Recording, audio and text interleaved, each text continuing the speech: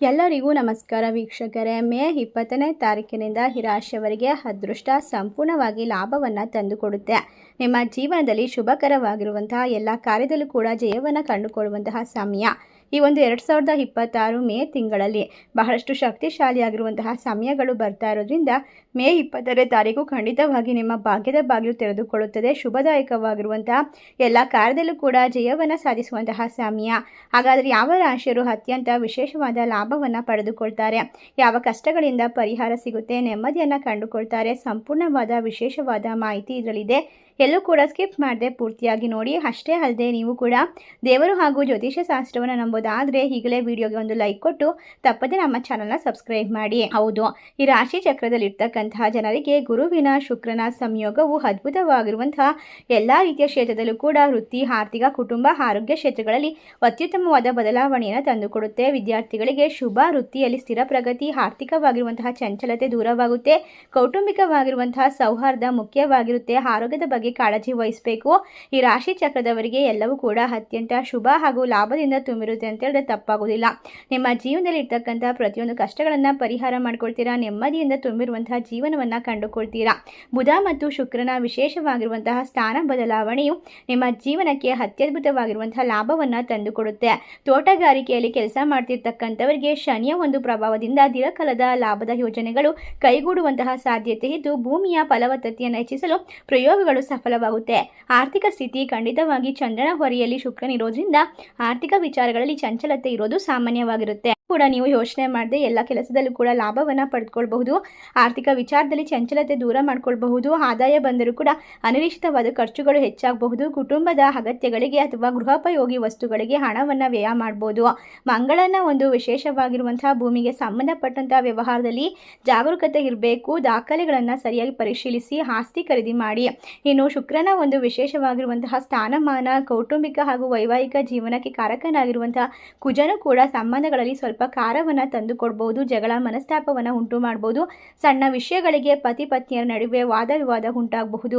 ಶನಿಯ ಪ್ರಭಾವ ಕೂಡ ಇರೋದ್ರಿಂದ ತಾಳ್ಮೆಯಿಂದ ವರ್ತಿಸೋದು ಅಗತ್ಯ. ಸ್ತ್ರೀಯರ ಬಗ್ಗೆ ವಿಶೇಷವಾಗಿ ತಾಯಿಯ ಆರೋಗ್ಯದ ಬಗ್ಗೆ ಗಮನ ಕೊಡೋದು ಮುಖ್ಯ. ಈ ರಾಶಿ ಚಕ್ರದವರಿಗೆ 2026 ಮೇ 20ನೇ ತಾರೀಕಿನಿಂದ ಬಾಳು ಬಂಗಾರವಾಗುತ್ತೆ. ಎಲ್ಲ ರೀತಿಯ ಕಷ್ಟಗಳಿಂದ ಪರಿಹಾರವಾಗುತ್ತೆ. ಇಲ್ಲಿಯವರೆಗೆ ಎದುರಿಸಿರುವಂತಹ ನಕಾರಾತ್ಮಕ ತೊಂದರೆಗಳು ಎಲ್ಲ ರೀತಿಯ ತೊಂದರೆಗಳಿಂದ ಪರಿಹಾರ ಅನ್ನೋದನ್ನು ಸುಲಭವಾಗಿ ಕಂಡುಕೊಳ್ತಾ ಹೋಗ್ಬೋದು. ಈ ರಾಶಿ ಚಕ್ರದವರಿಗೆ ಯಾವುದೇ ಕೆಲಸ, ಕಾರ್ಯ, ವ್ಯಾಪಾರ, ವ್ಯವಹಾರ ಮಾಡಿದ್ರೂ ಕೂಡ ಅದರಲ್ಲಿ ನಿಮಗೆ ಸಕಲ ಸೌಭಾಗ್ಯ ಪ್ರಾಪ್ತಿಯಾಗುವಂತಹ ಸಮಯ.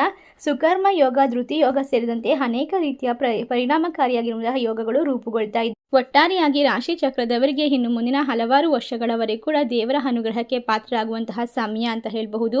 ನಿಮ್ಮ ಕಷ್ಟಗಳೆಲ್ಲ ಕೊನೆಗೊಳ್ಳುವಂತಹ ವಿಶೇಷವಾದ ಸಮಯ. ಈ ದಿನ ಶ್ರದ್ಧಾ ಭಕ್ತಿಯಿಂದ ದೇವರನ್ನ ಆರಾಧನೆ ಮಾಡೋದ್ರಿಂದ ಖಂಡಿತವಾಗಿ ನಿಮ್ಮ ಜೀವನದಲ್ಲಿ ಇರ್ತಕ್ಕಂತಹ ಪ್ರತಿಯೊಂದು ಸಮಸ್ಯೆಯನ್ನು ದೂರ ಮಾಡ್ಕೊಳ್ತೀರಾ.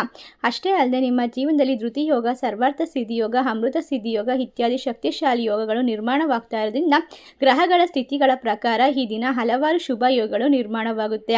ಜ್ಯೋತಿಷದ ಪರಿಹಾರಗಳನ್ನು ಸಹ ವಿವರಿಸಲಾಗಿದೆ. ಈ ವಿವರಗಳನ್ನು ನಿಮ್ಮ ಜೀವನದಲ್ಲಿ ಅಳವಡಿಸಿಕೊಳ್ಳೋದ್ರ ಮೂಲಕ ಎಲ್ಲ ರೀತಿಯ ಕೆಲಸದಲ್ಲೂ ಕೂಡ ವಿಭಿನ್ನವಾಗಿರುವಂತಹ ಯಶಸ್ಸನ್ನು ಕಂಡುಕೊಳ್ತೀರಾ. ಉತ್ತಮವಾದ ಅವಕಾಶಗಳನ್ನು ಗಳಿಸಿಕೊಳ್ತೀರಾ. ಇದರಿಂದ ಸಾಕಷ್ಟು ಮಾನಸಿಕ ಶಾಂತಿ ಕೂಡ ಸಿಗ್ತಾ ಹೋಗುತ್ತೆ. ನಿಮ್ಮ ಆರೋಗ್ಯಕ್ಕೆ ಸಂಬಂಧಪಟ್ಟಂತೆ ಸಾಕಷ್ಟು ಸುಧಾರಣೆಯನ್ನು ಹೊಂದುವಂತಹ ಸಾಧ್ಯತೆ ಕೂಡ ಹೆಚ್ಚಾಗಿರೋದ್ರಿಂದ ನಿಮ್ಮದೇ ಆದಂತಹ ಸ್ವಂತ ಕೆಲಸವನ್ನು ಮಾಡಬೇಕು ಅಂತ ಆಸೆ ಪಡ್ತಿರುವಂಥವರಿಗೆ ಧನ ಸಂಪತ್ತನ್ನು ಗಳಿಸಲು ಅನೇಕ ಉತ್ತಮ ಅವಕಾಶಗಳು ಕೂಡ ಪ್ರಾಪ್ತಿಯಾಗುತ್ತೆ.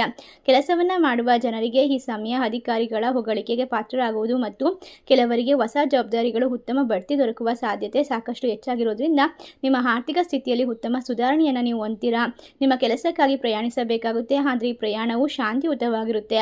ಧಾರ್ಮಿಕವಾದ ತೀರ್ಥಯಾತ್ರೆಗೆ ಹೋಗಲು ಉತ್ತಮ ಅವಕಾಶ ದೊರೆಯುತ್ತೆ. ಹಣಕಾಸಿನ ವಿಚಾರದಲ್ಲಿ ಅದ್ಭುತವಾಗಿರುವಂತಹ ಪ್ರಯೋಜನಕಾರಿ ಪರಿಣಾಮವನ್ನು ಬರಮಾಡ್ಕೊಳ್ತೀರಾ. ಸಂಬಂಧಗಳ ವಿಚಾರದಲ್ಲೂ ಕೂಡ ಲಾಭ ಅನ್ನೋದು ಸಿಗುತ್ತೆ. ಹಾಗಾಗಿ ರಾಶಿ ಚಕ್ರದವರಿಗೆ ಯಾವುದೇ ಕೆಲಸ, ಕಾರ್ಯ, ವ್ಯಾಪಾರ, ವ್ಯವಹಾರ ಅತ್ಯದ್ಭುತವಾಗಿರುವಂತಹ ಲಾಭದಿಂದ ತುಂಬಿರುವಂತಹ ಸಮಯ. ಕುಬೇರ ದೇವನ ಆಶೀರ್ವಾದ. ಮಣ್ಣು ಮುಟ್ಟಿದರೂ ಕೂಡ ಬಂಗಾರ. ನಿಮ್ಮ ನಿರ್ಧಾರ ತೆಗೆದುಕೊಳ್ಳುವ ಕೌಶಲ್ಯ ಜಾಸ್ತಿ ಆಗ್ತಾ ಹೋಗುತ್ತೆ. ಯಾವುದೇ ಕೆಲಸದಲ್ಲೂ ಕೂಡ ನಿಮ್ಮ ಕಠಿಣ ಪರಿಶ್ರಮಕ್ಕೆ ಅದ್ಭುತ ಫಲಿತಾಂಶ ಪಡೆದುಕೊಳ್ಳೋಕೆ ಸಾಧ್ಯವಾಗುತ್ತೆ.